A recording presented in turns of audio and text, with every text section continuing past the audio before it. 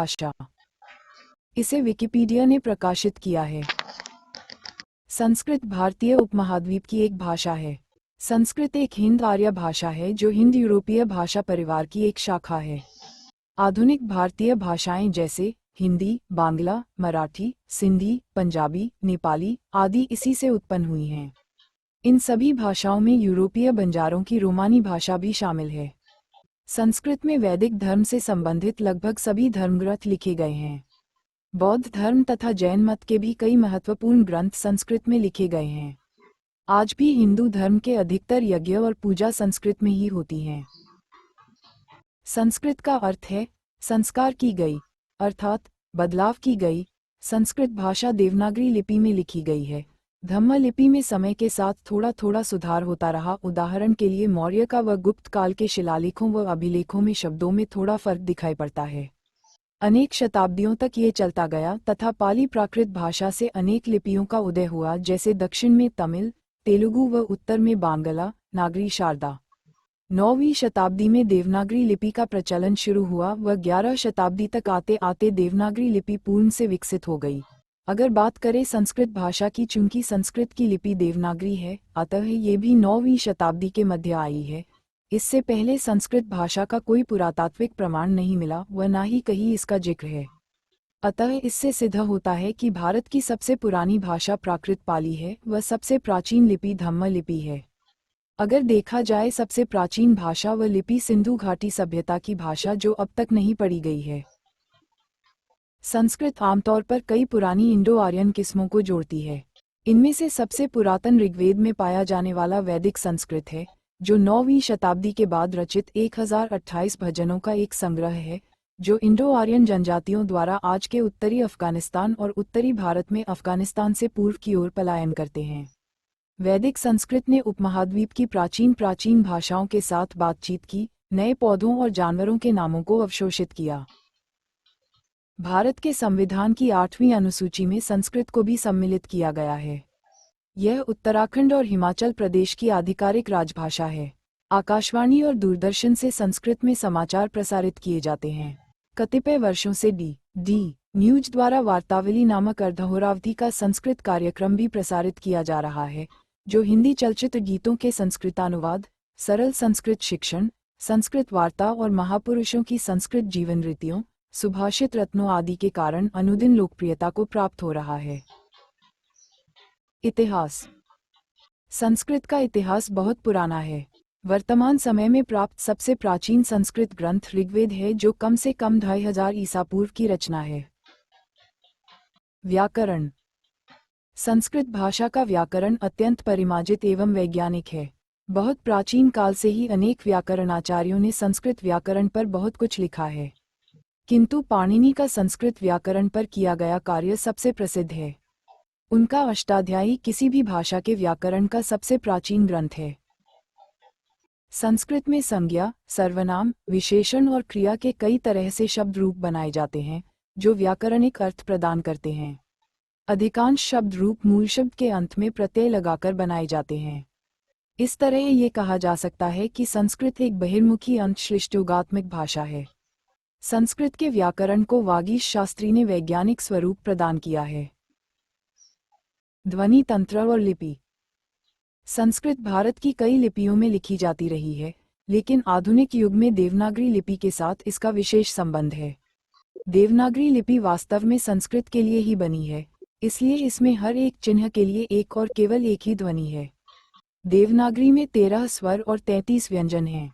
देवनागरी से रोमन लिपि में लिप्यंतरण के लिए 2 पद्धतियां अधिक प्रचलित हैं, IAST और ITRANS। 0, 1 या अधिक व्यंजनों और एक स्वर के मेल से एक अक्षर बनता है। स्वर। ये स्वर संस्कृत के लिए दिए गए हैं। हिंदी में इनके उच्चारण थोड़े भिन्न होते हैं। संस्कृत में ए 2 स्वरों का युग्म होता है और ई या आई की तरह बोला जाता है। इसी तरह ओ, उ या आउ की तरह बोला जाता है। इसके अलावा निम्नलिखित वर्ण भी स्वर माने जाते हैं। री। वर्तमान में स्थानीय भाषाओं के प्रभाव से इसका अशुद्ध उच्चारण किया जाता है। आधुनिक हिंदी में री की तरह तथा मराठी में रू की तरह किया जाता है। री केवल संस्कृत में, ल केवल संस्कृत में, अ न म अन और के लिए या स्वर का नासिकीकरण करने के लिए, स्वर का नासिकीकरण करने के लिए, अघोष ह के लिए। व्यंजन। जब कोई स्वर प्रयोग नहीं हो तो वहां पर माना जाता है। स्वर के न होने को हलंत अथवा विराम से दर्शाया जाता है, जैसे कि क खर घर। टिप्पणी। इनमें से अड़ एक अतिरिक्त व्यंजन है जिसका प्रयोग हिंदी में नहीं होता है। मराठी और वैदिक संस्कृत में इसका प्रयोग किया जाता है। संस्कृत में श का उच्चारण ऐसे होता था, जीभ की नोक को मूर्धा की ओर उठाकर श जैसी ध्वनि करना।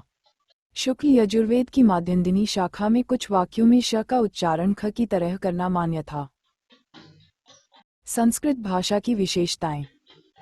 संस्कृत विश्व की सबसे पुरानी पुस्तक की भाषा है, इसलिए इसे विश्व की प्रथम भाषा मानने में कहीं किसी संशय की संभावना नहीं है। इसकी सुस्पष्ट व्याकरण और वर्णमाला की वैज्ञानिकता के कारण सर्वश्रेष्ठता भी स्वयं सिद्ध है। सर्वाधिक महत्वपूर्ण साहित्य की धनी होने से इसकी महत्ता भी निर्विवाद है। इसे देवभाषा माना जाता है। संस्कृत केवल स्वविकसित भाषा नहीं बल्कि संस्कारित भाषा भी है, अतः इसका नाम संस्कृत है। केवल संस्कृत ही एकमात्र भाषा है जिसका नामकरण उसके बोलने वालों के नाम पर नहीं किया गया है। संस्कृत ग्रेटर दैन सम जोड़ सुट जोड़ कृ करणे जोड़ कत अर्थात विभूषित, समलंकृत या संस्कारयुक्त। संस्कृत को संस्कारित करने वाले भी कोई साधारण भाषाविद नहीं बल्कि महर्षि पाणिनि, महर्षि कात्यायन और योगशास्त्र के प्रणेता महर्षि पतंजलि हैं। इन तीनों महर्षियों ने बड़ी ही कुशलता से योग की क्रियाओं को भाषा में समाविष्ट किया है। यही इस भाषा का रहस्य है। शब्द रूप। विश्व की सभी भाषाओं में एक शब्द का एक या कुछ ही रूप होते हैं, जबकि संस्कृत में प्रत्येक शब्द के 27 रूप होते हैं। द्विवचन। सभी भाषाओं में एकवचन और बहुवचन होते हैं, जबकि संस्कृत में द्विवचन अतिरिक्त होता है। संधि। संस्कृत भाषा की सबसे महत्वपूर्ण विशेषता है संधि। संस्कृत में जब दो अक्षर निकट आते हैं तो वहां संधि होने से स्वरूप और उच्चारण बदल जाए। इसे कंप्यूटर और कृत्रिम बुद्धि के लिए सबसे उपयुक्त भाषा माना जाता है। शोध से ऐसा पाया गया है कि संस्कृत पढ़ने से स्मरण शक्ति बढ़ती है। संस्कृत वाक्यों में शब्दों को किसी भी क्रम में रखा जा सकता है। इससे अर्थ का अनर्थ होने की बहुत कम या कोई भी संभावना नहीं होती। ऐसा इसलिए होता है क्योंकि सभी शब्द विभक्ति और वचन के अनुसार होते हैं और क्रम बदलने पर भी सही अर्थ सुरक्षित रहता है। जैसे अहम गृहम गच्छामि या गच्छामि गृहम अहम दोनों ही ठीक हैं। संस्कृत विश्व की सर्वाधिक पूर्ण एवं तर्कसम्मत भाषा है। संस्कृत ही एकमात्र साधन है जो क्रमशः अंगुलियों एवं जीभ को लचीला बनाते हैं।